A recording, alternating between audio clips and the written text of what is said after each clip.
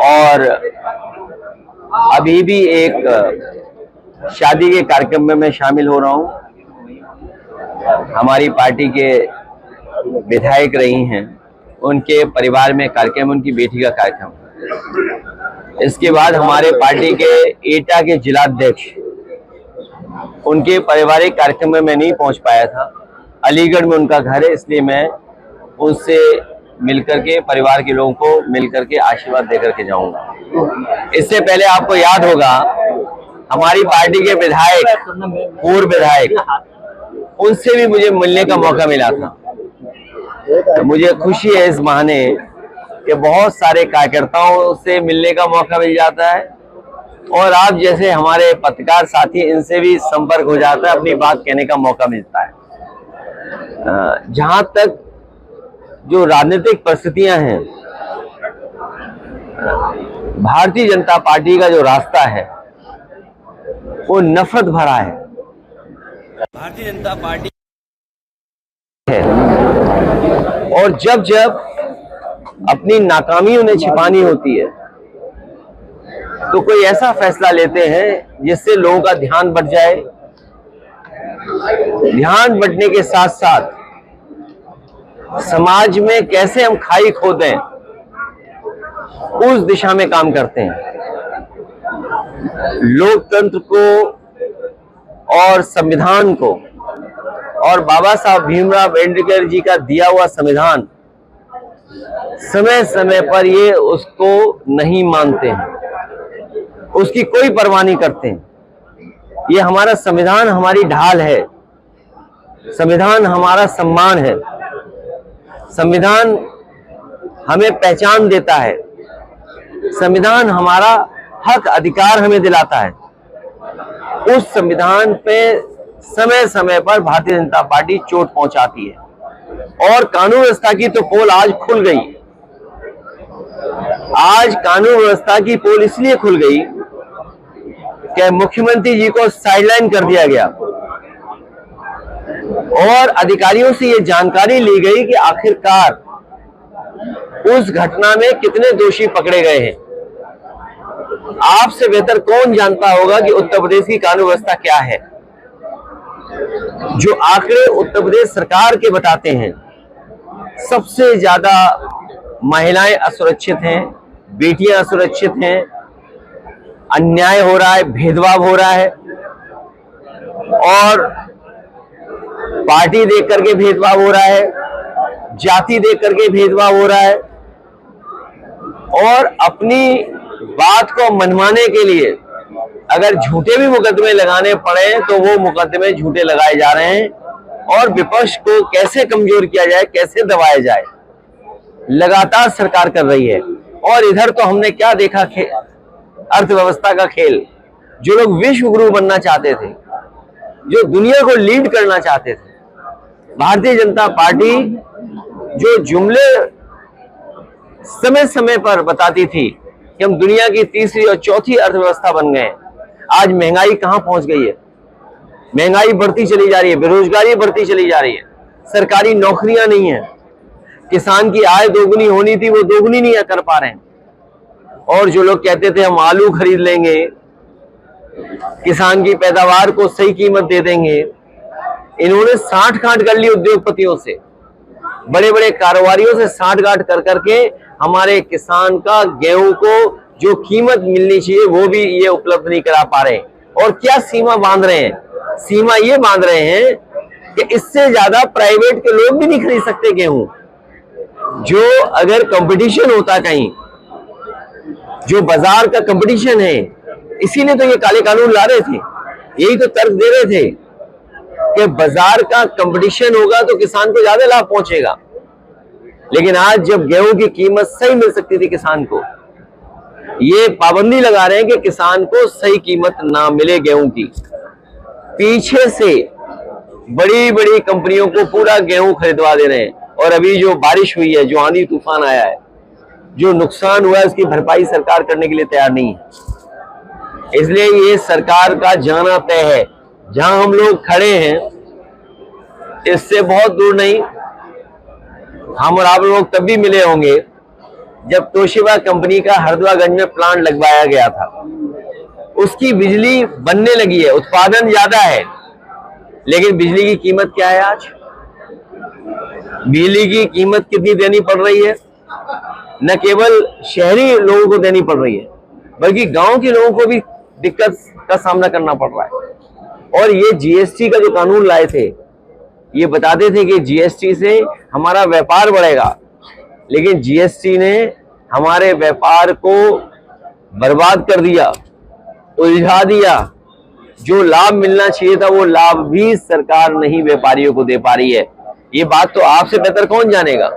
और हमारे चैनल भाई लोग हैं, जब से कोविड गया है तब से इनका भी वेतन किसी का नहीं बढ़ा। आपका प्रोग्राम चल रहा है, आओ गले मिले। सुमन को लेकर लगातार सियासत हो रही है, विरोध प्रदर्शन। आगरा में पुलिस ने बाकायदा डंडे खरीदे हैं, क्या कहेंगे आप? नहीं, रामजिया सुमन जी ने जो कुछ कहा, उसके बाद राज्यसभा के रिकॉर्ड से वो बात हटा दी गई। जिस समय कोई बात रिकॉर्ड से हटा दी जाती है, उसी समय बात खत्म हो जाती है। लेकिन भारतीय जनता पार्टी का भरोसा तानाशाही पर है। हिटलर ने कभी ट्रूपर्स बनाए थे, अपने पॉलिटिकल वर्कर्स को पुलिस की वर्दी पहना करके।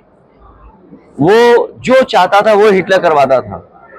ये जो सेनाएं दिखाई दे रही हैं, ये मुख्यमंत्री जी के इशारे पर सेनाएं हैं। और ये जो कुछ हो रहा है, ये सब कुछ सरकार के इशारे पर हो रहा है। और संविधान ही हमारी ढाल है। मैं तो इतना ही कहूंगा, क्योंकि आज प्रधानमंत्री जी बनारस में हैं और मुख्यमंत्री जी भी बनारस में हैं।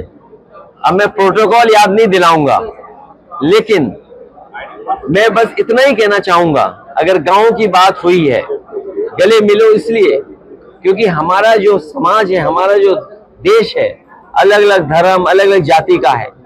हम जितना गले मिलेंगे, हम जितना एक दूसरे को समझेंगे, हम जितना एक दूसरे के त्योहार खुशियों के साथ मनाएंगे, उतना ही हमारा समाज, उतना ही हमारा देश तरक्की करेगा, उतना ही हमारे समाज में भाईचारा बढ़ेगा। और जो बात गोद लेने की या गांव में जाने की है, मैं केवल मुख्यमंत्री जी से ये कहूंगा कि जिसको गोद लिया जाता है उसे अनाथ नहीं छोड़ा जाता है। जिन सांसदों ने कभी गांव गोद लिए होंगे, उन्हें अनाथ कर दिया। इसलिए मैं भारतीय जनता पार्टी को कहना चाहूंगा, उनके लीडर्स को कहना चाहूंगा कि जो गांव गोद लिए जाते हैं उनको अनाथ नहीं छोड़ा जाता है। क्या आप मानते हैं अभी भी शासन और सुशासन की उत्तर प्रदेश चल रहा है क्या? अध्यक्ष जी, सुरक्षा और सुशासन का जो मुद्दा था भाजपा सरकार का, क्या आप भी आज भी वो योगी सरकार की ताकत मानते हैं आप? मैं न मानूं। आप घटनाएं जो हो रही, आज सोचिए आप, आज प्रधानमंत्री जी सीधे मिले अधिकारियों से, ये सरकार की पोल खोलता है। ये जो घटनाएं बनारस में हुई हैं, केवल एक घटना बनारस में नहीं हुई। आप याद कीजिए, बीएचयू में एक बेटी जो पढ़ती थी, उसके साथ जो बलात्कार हुआ, उसमें जितने लोग निकले वो सब भारतीय जनता पार्टी के लोग थे। और कानून व्यवस्था की सवाल तो आपको बीजेपी से पूछना चाहिए। उनका एक विधायक कपड़े फाड़ करके भगवान श्री राम के दर्शन करने गया, और उसने जो कहा अधिकारी कमिश्नर के लिए, वो तो मैं कह भी नहीं सकता हूं। क्या दूध पिया हो तो, और यहाँ जितने पत्रकार हैं वो जानते होंगे कि ये दूध पियो वाला क्या नारा है, या क्या गाली है, या किस तरीके से किसी को चैलेंज करने वाली बात है। उन्होंने अभी अपने हटे हुए कपड़े बदले नहीं हैं। तो कानून व्यवस्था तो समझ लो यही है। और जब प्रधानमंत्री सीधे जानना चाहते हो, तो सोचिए सरकार की क्या बची कानून व्यवस्था। और सच्चाई ये है, दिल्ली वालों को लखनऊ वाले धोखा दे रहे हैं। सर, एक अलीगढ़ को लेकर sir Aligarh outsource department service करने जा रही है। आउटसोर्स यही होता है कि जैसे आपके मालिक है, जब चाहे तब निकाल दें आपको। सर अलीगढ़ और आउटसोर्स इसलिए कर रहे हैं क्योंकि आज आरक्षण न देना पड़े, जो हक है, जो आरक्षण है, वो न देना पड़े। अपनी मनमानी तरीके से नौकरी दे दें, मनमानी तरीके से वेतन तय कर दें, मनमानी तरीके से एक्सप्लॉइट कर दें। सर अलीगढ़ को लेकर लाल मेरा सवाल है। अलीगढ़ मुस्लिम यूनिवर्सिटी में अब जो हिंदू छात्र हैं मंदिर बनवाने की मांग कर रहे हैं, ऐसे में तमाम कथावाचक भी बयान दे रहे हैं एएमयू कैंपस में मंदिर बनना चाहिए जिस तरीके से तमाम मस्जिद हैं। मैं उन लोगों से कहूंगा, अंग्रेजों के जमाने के जो 2 एक्ट बने, एक BHU बनारस हिंदू यूनिवर्सिटी और एक अलीगढ़ मुस्लिम यूनिवर्सिटी, मैं उन बुद्धिजीवियों से कहूंगा कि दोनों एक्ट को पढ़ लें और उस समय क्या भावना थी दोनों एक्ट को पढ़ करके उनके समझ में आ जाएगा। क्योंकि आजकल अगर ये आज के माहौल में कुछ चीजों को देखेंगे तो उन्हें कुछ समझ में नहीं आएगा। आज अभी आप छात्रा से भी मिले थे, उनकी परीक्षाएं दे रही, मुझे दुख है इस बात का। उस बेटी से मिला, आप में से कई लोगों ने खबर चलाई, कई चैनलों में खबर चली कि उसके पहनावे को लेकर के उसे परीक्षा नहीं लिख पा रही है बेचारी, सर्टिफिकेट नहीं मिल रहा है। इससे बड़ा अनकॉन्स्टिट्यूशनल काम क्या हो सकता है?